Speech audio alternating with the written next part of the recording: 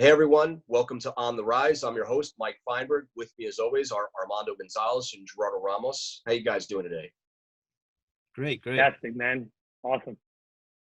Good stuff. Hey, our guest today is a well-known veteran fighter. He's found success with MMA as well as the infamous backyard brawling. More recently, he's been involved with his promotion company, BYB Extreme. Please welcome to the show, Dafir Harris, better known to the world as Dada 5000. Hey Dada, how you doing?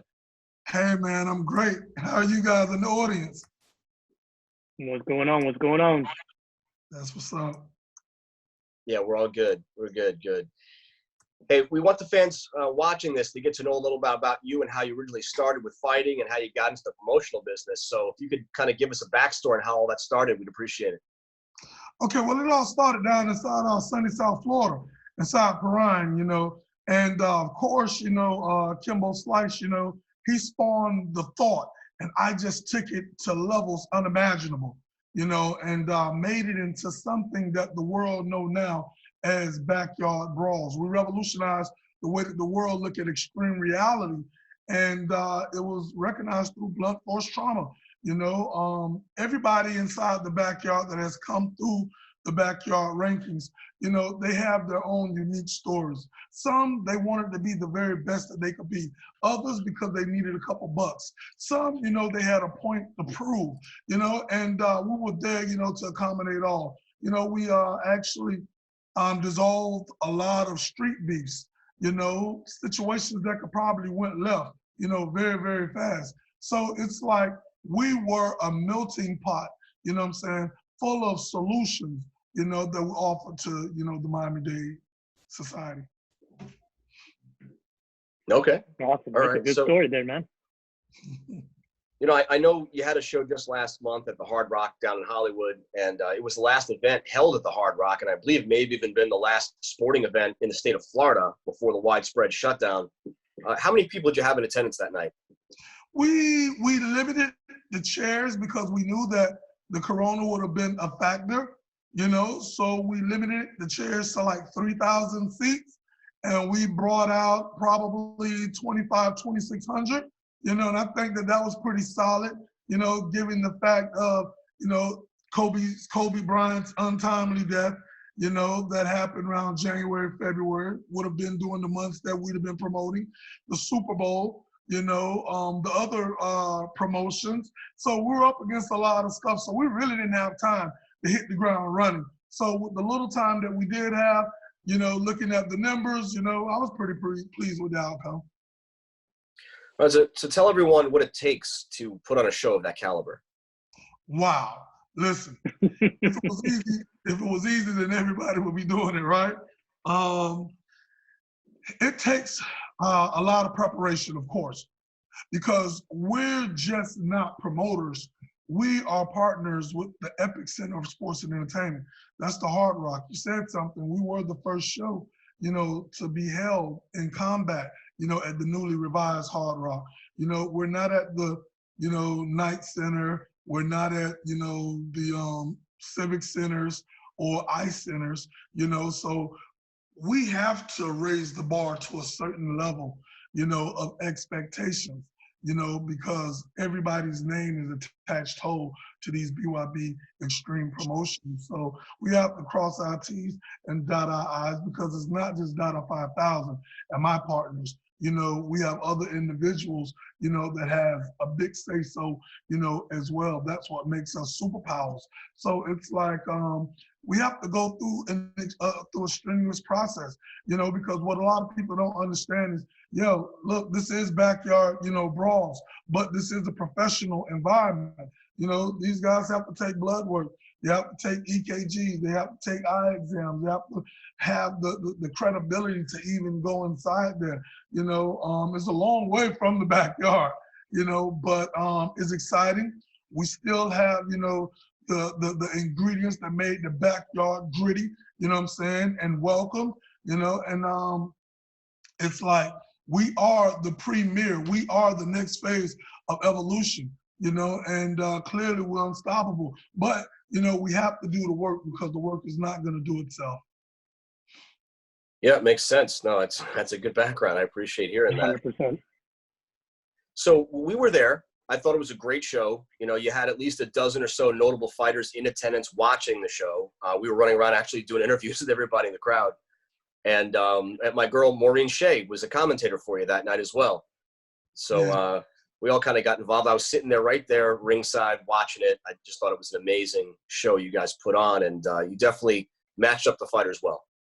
Hey, thank you. I got to give that credit, to the matchmaker, Stacey Hunt. She's phenomenal. Phenomenal it is what she does. And, Maureen Shea, she came out, and I think she added well to the mix because my two brothers were commentators, but they were commentating from the backyard side of things. She brought that spice in, when she came from a boxer's, MMA, Point of view.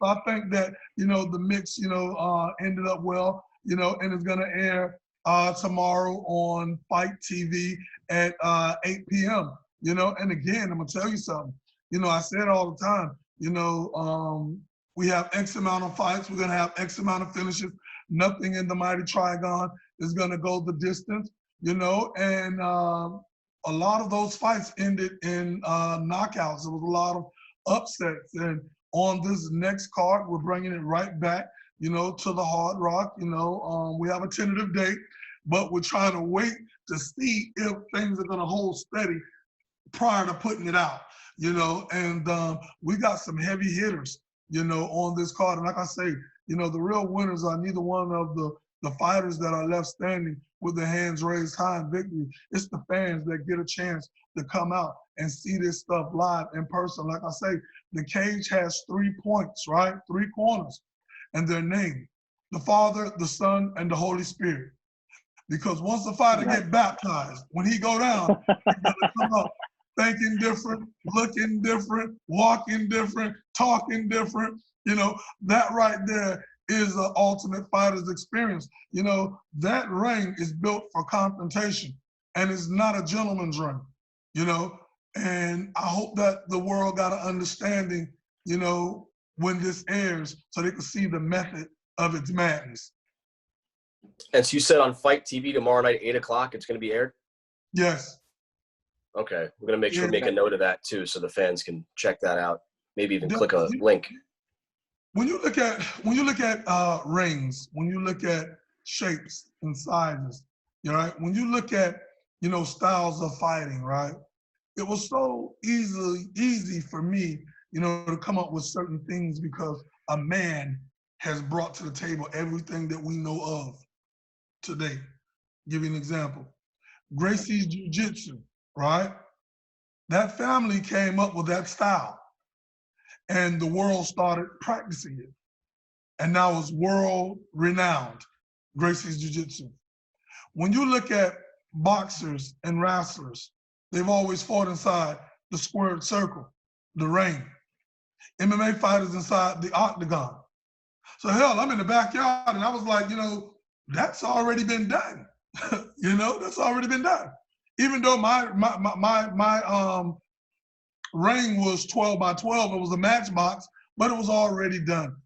So I had to come up with something different, something that was interesting, something that would shock the world, and I think the triangle, the Mighty Trigon is what I call it, is the ultimate, most feared, fighting forum known to man, because it has those points and it gives the fighters something other to focus on other than their opponent, like not letting their opponent gain dominance over inside that ring. And just look, out of all the shapes, the triangle is the one that has been at the center of attention and controversy. When you look at your money, the triangle is on the back of your dollars, right? When you look at the pyramids, those triangles, the Bermuda, the triangle, you have more history surrounding the triangle than any other shape, sphere, heptagon, pentagon, octagon, known to mankind. So I think that that's going to be around for a long time. You got a lot of guys that are professional fighters. They're telling me, Dada, I can't wait to fight in that thing there, because they already know mentally how they can use that to their advantage and get those knockouts, because you're not going to be able to run. You have to stand and bang. That's what the world is going to see tomorrow you know, That's and awesome. if you're not skillful, it's going to be a short night at the office. Because if you got a kink in your armor, you know, your opponent is going to expose you. You got a lot of good metaphors, man. I like that. I try. Yeah, it's pretty solid. You know, they say that the triangle is the strongest shape in history. There you go. Absolutely. Yep. So, you know, back in the day, I know you mentioned his name a little while ago, too. You had a very well-known fight with Kimbo Slice, who I understand was a friend of yours growing up as well. And I know the fight itself was overshadowed by some drama. And could you share that with the viewers what happened that day during the fight? Of course. And I just want to say this, you know, me and Kimbo Slice, you know, we grew up together. All of us was inside Prime. But, you know, we grew apart because individuals, they wanted to separate us, because when you separate, that means divide. And you can have a greater shot at getting your agenda, you know, across. And me and him used to talk all the time. I mean, we flew around the world. And in the process of flying around the world, you know, we would often room inside the same hotel, you know, like same rooms. So we would have those one-on-one conversations. A lot of individuals, they didn't like that, you know, so they drove a wedge. They had to change his mind frame of how I really am, from friend to enemy, you know. And once I started seeing, and I walked up on certain conversations, and I started seeing that, hey, I was a team guy, and I really wanted to be a part of, you know, and I really wanted to fight, and I was doing the bare knuckle fights, and they never was showing my fights. That wasn't him. That was management, you know. But I seen that what was goose for the gander was not, you know, what, you know what I'm saying, was good for the gander was not good for the goose. And I had to make up my mind quickly, you know, to separate. And that was probably the best decision I could have made, you know. And they told me that Dada 5000, you're making a big mistake by leaving team, you know, Kimbo, right? And I'm sharing with you how we got from here to here. And I asked them, to this day, I've been nominated for 2 Emmys, had the #1 movie in the world on Netflix for years. Now we're about to hit them with a round 2, you know, National Geographic's, Rolling Stones, ESPN, Mike and Mike, Sun Sentinel, Miami Herald, Vice Media, you know, worked with Arnold Palmer, Lee Trevino, RIP to Arnie, Lee Trevino, Tiger Woods on Tiger Woods PGA 13, you know, so you name it, I've done it. And if I would have stayed a part of that, then it wouldn't have never been no Dada 5000, no dogfight, no BYB, no none of that, you know. So sometimes we have to learn to step out on faith and go out for what you believe, and understand that never let no one put their limitations on you just because they couldn't achieve. You know, we're all different. We all have gifts and special qualities, you know, and it's just about finding out who you are and making those dreams a reality. So now I get the phone call, because at one point they wouldn't have never offered me that fight, but I got so big and I was making so much noise that they could not further deny, you know. And once dogfight hit, you know, it was like game over. And it was a lot of things that was going on inside the build up, the process. I did my part, you know. I trained hard. A lot of people said a lot of things, but, you know, I did train very hard for that fight. I did a great job on marketing. Still Bellator's highest ratings ever, you know, with over 2.5 million, you know, viewers, shattered those records. And like I told a lot of other folks, they were only the Dada 5000 returns, you know. Me being the person that I am, I know that I understand the importance of tuning in to the demographics, you know. And doing the buildup of that fight, I got underneath his skin to the point that it was worse than a fungus. And once I started getting him to second guess himself, because everybody already had me wrote off, so I didn't have nothing to do but come out and rain on his parade.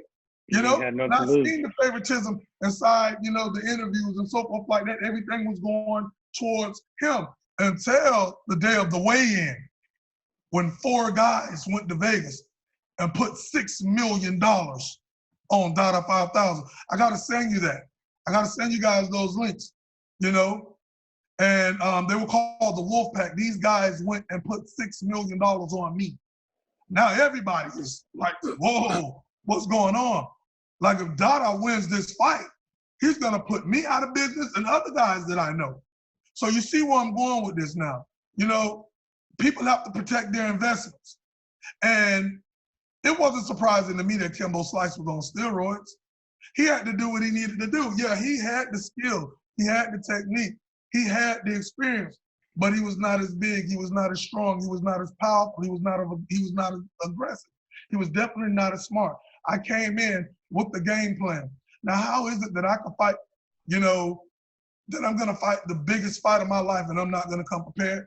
But I fought a few times other than that and knocked all those guys out in the first round. I knew that I didn't have the technique or the skill, but I knew I had the confidence to come inside here and knock his guy and then knock him out. And once I started speaking, my confidence level already been through the roof, because be mindful, I already trained with him. I was around him. You know what I'm saying? I was more dangerous for him than anybody he's ever met, you know? And certain things happened to me, you know, to give him the edge. And dogfight round 2, that's gonna come out. You know, I tested negative for any substance abuse, any drugs. He tested positive. They swept that under the rug. If I would have tested positive for steroids, they would have blasted my name all over the world. Oh, Dada, you're a cheater. Oh, Dada, you this, you that. And I get it. Yeah. He was the go-to guy, you know? But I was going into cardiac arrest before I even got inside the ring. I passed every medical test, was healthy as an ox, you know? And it's ironic that, you know, certain things have transpired. And I was telling my guys, I was like, I feel funny coming out, you know, and they were telling me like, hey, that's just the bright lights, this, that, and third. I'm thinking to myself, how do you know? You never been. You never I been went in this. 3 rounds with a known knockout artist under the conditions that I was suffering. He could not knock me out. He told everybody, Dada's gonna run. I said, man, you've been going a long time. Yeah, I'm gonna run right to you, you know? And every time I went to the ground in that fight, he took me there. He threw 78 blows, copy box punched at numbers. I took 57 and still was standing. And on a couple of times, I still could have won that fight, you know, but my body was shutting down, you know? And when I went down, it was a heart attack, you know, that put me down, not him. And they had to tote him out of the ring and give him oxygen. If I would have lasted another 5 minutes, you know, he would have been getting toted out on a stretcher in the front of the world. And I want everybody to watch Dogfight Round 2. You guys are gonna be shocked and you guys are gonna be amazed, you know, because when the cameras went off, our cameras were still running for the documentary. So, you know, it's gonna be very educational. Just know that that was not Dada 5000 that y'all seen inside that ring. You know, it When does like that come out? in slow motion. He didn't even look like himself. I'm standing in front of him and I'm like, whoa, you should have took that one. You should have took that one, you know? When does that come out? Oh man, listen, they're prepping it now. They're buttoning it up. They took down Dogfight Round 1 to revise it, to put in some never been seen before clips. So they're gonna release Dogfight Round 1 so the world, you know, could get acclimated again to it, like another ooh, ah, you know, moment. And then they're dropping Round 2 right underneath that. We're looking to break workers worldwide when this right here drops. And again, I want everybody to understand my story. You know, what happened to me, men lie, but medical results, they don't. And doctors and everybody was interviewed, and this stuff, it has to come out. When you have your son, your daughter, your niece, your nephew saying, uncle, you know, dad, brother, I'm gonna be, you know, the next, you know, MMA champion of the world or boxing champion of the world, you know, and you see them busting their butts every day, day in, day out, running hills with logs on their backs. When you watch this movie, you're gonna be like, damn, I never seen that angle coming. That my son, daughter, niece, and nephew, you know, they probably won't be that champion. Not because they're not talented, not because they don't work as hard, but, you know, because you're coming on. You are, you know, just a piece of the puzzle. When a person can no longer use you, they got no further use for you. You know, and people would pull the rug right from underneath their feet, you know what I'm saying, for the upglory, you know, to their company. Listen, it's a dirty business, you know, and I'm just glad that I'm still alive to tell my side of the story. That I'm gonna be honest, I would probably never step into another MMA, you know what I'm saying, ring. I could care less to fight on those levels. Now that I went through what I went through, and I'm looking at the medical, so I see what transpired with me, you know, and I just want the world to understand that I came there as somebody. I was a headliner. I just wasn't, you know, Joe Smoke, you know, on the undercard. And if it can happen to me, you know what I'm saying, it can happen to anybody. You gotta have a strong team around you, a team that you can trust with your life, because in certain times, your life just may be dependent upon it. Yeah, I would say, you know, thank God for those EMTs. I mean, being right there to help you out and stepping in and knowing exactly what to do. If I would have made it to the dressing room, I wouldn't be talking to you, because I'm not a club goer. So let's say I would have got in there and I would have knocked him out quick, right? I would have died later that night, because I would have went back to the hotel and I would have said, no, I'm good. You guys go out and party, and they would have, you know, they came back and I would have been stiff. Listen, God don't make no mistakes. Yeah. That happened to me in the best place, because if the EMTs were not there, you know, to give me immediate medical attention, it's no way I wouldn't have made it. Yeah. There's no way I wouldn't have made it.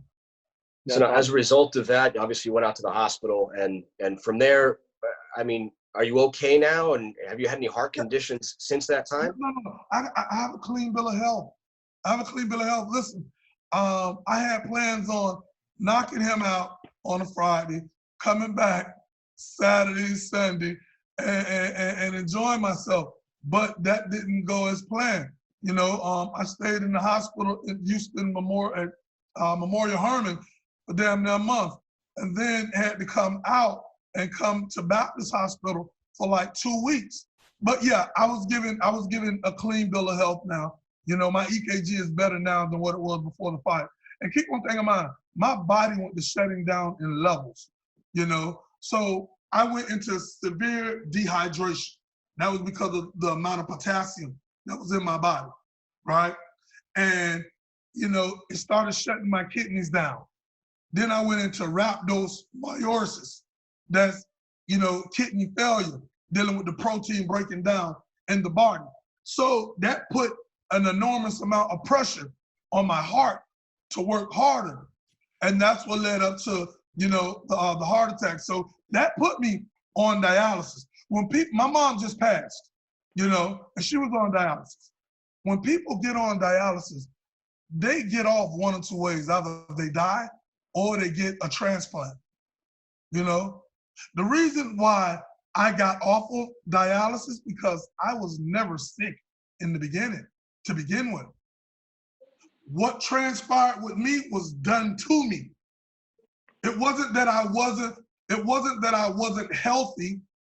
It wasn't that, you know, I was sick, because if I had prior medical conditions, like what was said, then the promotions was stupider than I thought, because you guys let me compete if you know I had prior, you know what I'm saying, conditions. So at the end of the day, we knew that that was a lie. I sat with several doctors prior, you know?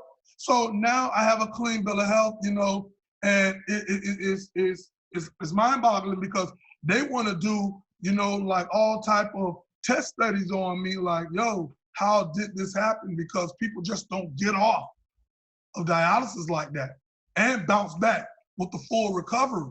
And like I tell them, I was always healthy. That was done to me. And because I was healthy, and God is a good God, I was able to fight it off and make a full recovery. But if I was sick, you know, I mean, that would have been the end of me if I already had pre-existing, you know what I'm saying, condition. But, you know, I will be vindicated on dogfight round 2, you know, 5 years later. But, you know, I just want the world to know the truth.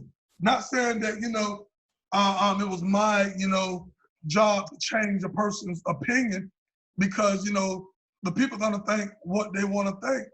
you know, but when this comes out, I want it to be a tool of learning, you know, so when you have your kids or your trainers or whoever, you know, it's like you're taking it to a whole nother level.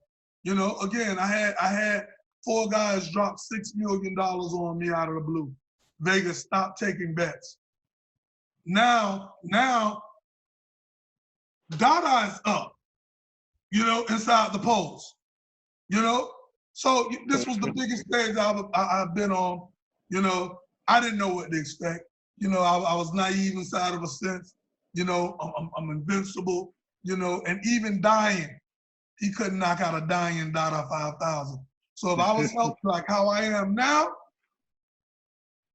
I will be back. And I'm gonna fight on a BYB Extreme card, you know, and I could care less about, you know, the titles or this, that, or the third, you know. It's just something that I feel that I wanna do, you know, by having a league that is, you know, growing and blowing up the scene and being able to compete on it, even if it's just one and done, you know. It's just something that, you know, I wanna do. You know, we're bringing on a lot of heavy So you're done fighting, right? I mean, No more fighting. I say one more. I say one more, and I would never say I'm done, you know, but I would have to roll like Mayweather, man, because because I mean, listen, I've experienced certain things, right? When I'm laying inside that hospital bed, and I had the nurse, a doctor from Herman Memorial.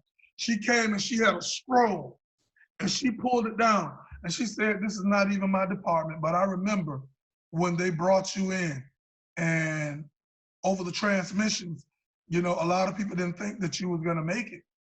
She was like, when you look at all of the symptoms that you had, she said, "I've been here for 27 years. I'm leaving in 3 years." She's already retired. She says, "I've seen 17 cases similar to yours, and all 17 died." Wow. They came in with those symptoms. She was like, yours, you were in a worse boat than any of them. She went to reading on medically, this should have killed you. That should have killed you. That should have killed you. But you are here. She said, "I just had to see you. I don't know who you believe in, if you believe in God or whatever, but you need to get up and you better go." believe in somebody. Yes, and go and get on your knees and pray. Because judging off of paper, you're not supposed to be here. And I knew that I was here for a reason. Listen, my heart went out twice for 5 minutes, came back, then it went out again for 8 minutes. You know, and they worked tirelessly. They worked round the clock on me to sustain me, you know, and here I am. But no, I'm not done, but I'm smarter now, and I have to take certain precautions to make sure, you know, that never happens to me again. Like, you know, I'm not drinking anything that I don't bring, you know what I'm saying, to that building, you know, with me. Like, hey, this is my guy. Yo, this is your job description. This water, guard it with your life, you know, because we can only be affected by the people that have access to us. So what's this I hear about celebrity boxing, man? You trying to call out some celebrities to get in the cage again or a ring? Yeah, you know, for a good cause, you know, the money, you know, most of it would have been, you know, donated to charity stuff. To a good cause, you know. But again, a lot of these guys, you know, they talk a good talk, you know, they don't really do this, you know. So you know, we haven't been able to put that, you know, together, but I'm game, you know, for something like that. I mean, just to get inside the ring, you know, and I train every day. You know, and I've been working on some vicious moves. You know, I have a shirt on, right? This is Nice. Austin Idol. Austin Idol. Right? Universal Old Wrestling. school wrestler, right? So doing some training, you know, to make a couple, you know, appearances, you know, on professional wrestling as well. You know, so we're gonna have a lot of fun. But you know, yeah, you know, when you're a fighter, it's not like you have a switch that you can turn off and on. You know, absolutely. And people say what they want to say, but you know, whenever Dada 5,000 is standing across, you know what I'm saying, that trigon, you know, octagon boxing ring, then it's definitely a problem because, you know, I never said I was a boxer. I never said I was an MMA fighter, right? So because I never accepted that title, I can get away with a lot of stuff these professional trained guys can't, because I could punch you awkwardly and get away with it because I'm not a boxer or MMA guy. I'm from the streets, so we're brawling, as the sign say in the back. You know, so I could train for you. You can't train for me. You know, that's what will make me so dangerous. You know, because I know that more than you. Did you get any feedback from when you called out 50 Cent? No, and you know, and I like 50. I really do. You know, but I just knew that. It's a scary person to call out, man. Yeah. And you know, we see he's one of the top 10 trolls on the planet. You know, and it's funny because, you know, he came to Miami because we done linked up a couple times and chatted, you know, so when he came down, you know, to Miami, and I knew he was dealing, you know, with the promotions that I had fought Kimbo, you know what I'm saying, on, and he just looked at me and just started to giggle, you know, and good guy, one of the smartest guys, you know what I'm saying, that I've ever had the opportunity, you know what I'm saying, to talk with, you know, and I see his business acumen and why he's making the deals that he's making, you know, and Jay-Z, you know, he's a billionaire, you know, but 50, you know, through these networks and all these other, you know, business ventures, he'll be the next billionaire, hip-hop billionaire, you know, remember I said. Yeah, I don't know if that was a hoax or not, but I don't know if it was about a year ago or maybe 2 years ago where Bellator actually was signing 50 Cent to fight. And that was my whole thing with you calling out 50 Cent, man. And then, you know, you have the Rampage Jacksons, right? Now, 4 degrees of separation, right? I don't know Michael Jordan, but I know those dudes from ESPN, right? So I know somebody that knows somebody that knows somebody that know him. So we can get in contact with anybody. Right. Social media, technology, and personal relationships, you know, and 50 Cent, actually, I don't know how that went. He made references towards Rampage or vice versa, you know, and Rampage, you know, spoke out, you know, about it, you know, but I think that it was a marketing tool, you know. Yeah, it never led to anything. Oh, no, he's worth too much money. He's not going to get out there and run a risk of getting hurt, and then he can't, you know, fulfill none of his other business obligations. But, I mean, you know, everybody got him. You want some buzz, you know, you got a gimmick, you know. Plus, it's scary to get inside the cage or a ring or whatever inside somebody that's experienced something like you, man. Mm-hmm. You know, I wouldn't want to get in there with somebody like that. Now my mentality is on, like, cycle because I done been hurt. I ain't never gonna relive or experience that shit again, you know. So it's a different type of mindset. I'm attacking you. I'm gonna beat you from pillar to post until I knock you out or the referee pulls me off, because I cannot give you the luxury to get inside your comfort zone. I got carried out on a structure in the front of the world on national TV. You know what I'm saying? That's the type of shit nothing to lose. You can't let go. So it's like, you know, I think that, you know, that switch is on and it's on 10, you know, and I'm ready to go, you know, but I'm more dangerous now because I'm smarter also. So Dada, so Dada, I know we were talking earlier on about the next potential BYB show. You know, you don't have the date set yet because of everything that's going on. You mentioned something about having some, you know, some bigger names on this card coming up. Can you share with us any of those names? Well, you know, we were in talks, you know, with Shannon Briggs. I know you guys are hearing a lot of stuff out there, but there's a lot of smoke and mirrors. Everything ain't always what it seems, you know, and trust me on that, you know. And I was gonna speak out on various things, and I stated, you know, they say lightning don't strike twice in the same place, right? So I'm gonna stand right where that first comment was thrown at, and I'm gonna see if it has a boomerang effect, you know, and then I'm gonna take precedence, you know. But I would say this, yes, man, we have, you know, some top-notch, you know, boxers that say, hey, listen, we want to do this. You know, we have MMA fighters that say, we want to do this, you know, and we're in negotiations, you know, with quite a few, you know, and we're doing it again right here in Hollywood, Hard Rock, you know, and I say that we are the worldwide leaders in bare knuckle brawls. I mean, because you got to look at it like this, and then I'm going to get back to your question. When Kimbo Slice fought the dude Big D in Prime, and fucked Big D eye up, right? That made worldwide headlines. That's what started his career. He was the hottest person on the planet in bare knuckle, right? Nobody was doing it on that level. I came up right up underneath him and was dominating for years, right? Nobody was doing this. How we're doing it now. Isn't it ironic that everybody and their mom want to do bare knuckle brawls and stuff like that? But I could show you content, news clippings, magazines back from 07, 08. Nobody that says they're doing this right now can show you none of that stuff. You can call me out on it. You know, I'm posting certain things in the backyard that we've done years ago, you know, just showing, man, listen, where we come from. You know, and this is where we're going. The best deal with the best. When I took that little time off, you know, I was already working on something. I was like, man, you know what, though? We did that show in Wyoming that everybody can see for free right now on BYB Extreme. Brawl 3. Brawl at the Brawl for it all, you know, at BYB Extreme on YouTube, you know. And I'm sitting back and I said, listen, we have to come up with something that's big.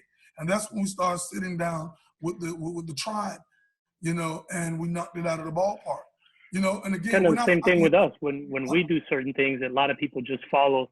You know, we've done shows. We just did a show not too long ago. We did an MMA show at the top of a building. Nobody's ever done that. At the top of a building, outside the top of a building. Nobody's ever done that. I'm sure somebody will think about doing that soon. We did a ballpark show that was amazing, man. You know? Now that you said it, of course. I got the connects, man. I got the connects. Let's do it. Now that you said, I'm gonna tell you something. I think that, you know, when you look at, you know, combat sports, right? With what we do, with what you do, with what everybody do, right? It's a good time because we have fighters that are fighting in bare knuckle that's like, hey, I would love to fight MMA. Hey, I would love to fight boxing. Vice versa. We're equal opportunity. And we're about the fighters. And, you know, people may say, hey, listen, Dada, you guys got anybody, you know, that want to do X, Y, Z? And I've heard these conversations before, and it's like, yeah, hey, listen, blah, blah, blah. I get in contact with blah, blah, blah. And guess what? They make those things, you know what I'm saying, happen. A lot of other people, they top people down with paperwork and so forth like that. Listen, earlier in the days, I never made a dime off the backyard. I was always for the people. But I knew that my reward, my just was gonna come, you know, and I'm still in a position, you know what I'm saying, to help. Now we're at the Epic Center for Sports and Entertainment, the Hard Rock. Of course, that pissed a lot of people off, you know, and it's only gonna get bigger and better. You know, listen, we have the best team, you know, with BYB Extreme, you know, myself, my affiliates. I pull out my phone, and I'm not just name dropping because I really got them inside here. You know, Corey Britt, Arnold Palmer's VP, good dude. You know what I'm saying? Lend his support. You know, I got Shaquille O'Neal. You know, I got George Lopez. I got Akon. I got Ross. I got 50. I got everybody. I got the champ, Deontay Wilder, who's coming back for that belt. You know? Right. So when these guys come down, you know what I'm saying? We chop it up. We get together. You know? So it's like the power tools that I have in my wheelhouse, you know what I'm saying, is unprecedented. You know, we didn't get a chance to bring them out on this last show because you had the corona, you had so many different things. But once we get past this, I'm going to show the world why we are the best, you know, and bare knuckle, you know what I'm saying, extreme entertainment, known to mankind. I'll be there, for sure. I became a powerhouse, not only in the game, but in the business, you know? And just to be able to work with some of the people that I've worked with and to forge those friendships, you know, no one is going to be able to stand in the front of this. Uh-oh. Yeah, I'm back, and I'm here. No one is going to be able. No one is going to be able to stand in the front of this. That's awesome, man. I know you had a couple of our fighters that fought for our promotion before on your last show. One of them was Jomi, and I think Gerardo was actually at your last show, and he photographed. That's where he got all those photographs from. Yep. Let me share something with you. Jomi. Gerardo, you got them? Jomi. Listen, I was telling people, because Jomi also, fought us out the backyard, right? And cool dude, laid back, awesome personality. And it was crazy because, other individuals, other individuals, they was like, they had Leo Ply down to beat Jomi. And I was like, I like Leo Ply, but Jomi is something else, man. Listen, and Leo fought the best fight under those conditions, but Jomi showed up and showed out. He's a part of a 4-man competition for that BYB weight class, world title championship. So you have two more fights, and we're going to have a champion. Don't know who it's going to be, but you have 4 left. You have the Brazilian fighter. You have White Boy, Rene Rodriguez. You have Jomi, and you have Matt MFD Delanoy, and we're looking at matchup, Matt MFD with White Boy and Jomi with the Brazilian. Nice. Look, when we say may the best man win, the best man win. This is an elimination. Are you going to have belts? Are you planning on having belts for those? Yeah, listen, we're getting belts. We're getting belts made right now that will rival anything in professional sports, from WWE to UFC to whatever. These belts are made by the same company. Big straps, having big gold-plated faces with the dang on. Hey, listen, these are gonna be the real deal, and those things are heavy, and they're costing a few grand each. Yeah. We got some belts ourselves that are being made as well. Yeah, listen, that's what it's about. Give those guys something to strive for. Hell yeah, man. That goal to put around their waist. That's a feeling of accomplishment. You know what I'm saying? Like, yo, I just done something great. Now you're the guy on the top of that mountain. You know what I'm saying? That everybody wants to get to. Any So of you guys Dada, have questions? Dada, I was just going to say we have to cut for time. We're about to run short. But I just wanted to follow up with one last question from the previous question, which is, you mentioned that you plan on being on your own BYB show at some point. Is that something we can look forward to maybe on the next show, or is it going to be a while out before that happens? No, you know what though? I mean, I really want to do it on the next show, right? I really want to do it on the next show, but it'll probably be the next show after that. This year, though. This year. And it's going to be amazing because when you look at the build-up, when you look at how we're going to present certain things, the last time you seen Dada 5,000 was blah, blah, blah. Now you see that I'm back bigger, stronger than ever, and I'm going to bring the stars out. I'm going to bring everybody out, and we're going to, man, just take this thing to a whole nother level, and I'm ready, and again, it's not getting out of the first round. I know a lot of people would love to get their money's worth, but I'm running short on time. So I got to get those guys out there real quick. That's awesome, man. That's awesome. I look forward to seeing you at one of our shows too, man. Hey, listen, I'll whenever definitely you guys, let you know the date. Listen, let me know and I will be there. 100%, man. I got Let you. me know and I'll be there. Hey, Dada, we appreciate it. We appreciate your time. Thanks a lot for coming on to the show.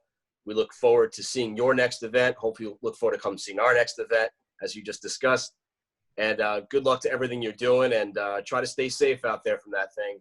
I'm so glad that your health is much better off than it was, and I really do. I am sorry about hearing about your mom. Hey, man. Thank you. Condolences, man. And I just want to let everybody know, follow The Real Dada 5000 on all social media platforms, also BYB Extreme. Go subscribe, hit that notification bell, like, comment, share. We're putting out a lot of content that's never been seen. 305 BYB Extreme. We make the weekends. Awesome, man. And that show is airing tomorrow, Saturday, right? Yes, On fight.com. Tomorrow the 11th on Fight TV. Yes. Awesome.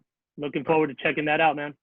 Thank you. Also, we have the free one on YouTube.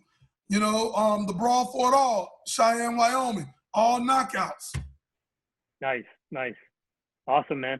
Thanks for being on, man. Thanks for your support. Looking forward to chatting it up with you, man, and seeing you at one of our shows, and I'll definitely be at your show. 100%. Hey, that's what's up. Thank you. God bless, man. This has been the latest episode of On the Rise. On behalf of Armando Gonzalez, Gerardo Ramos, our guest today, Dada 5000, this is Mike Feinberg. We appreciate your time. Thanks for being on the show. Look forward to seeing you on the next one. Stay safe, everyone. Have a great night. Thank you, guys. Appreciate it.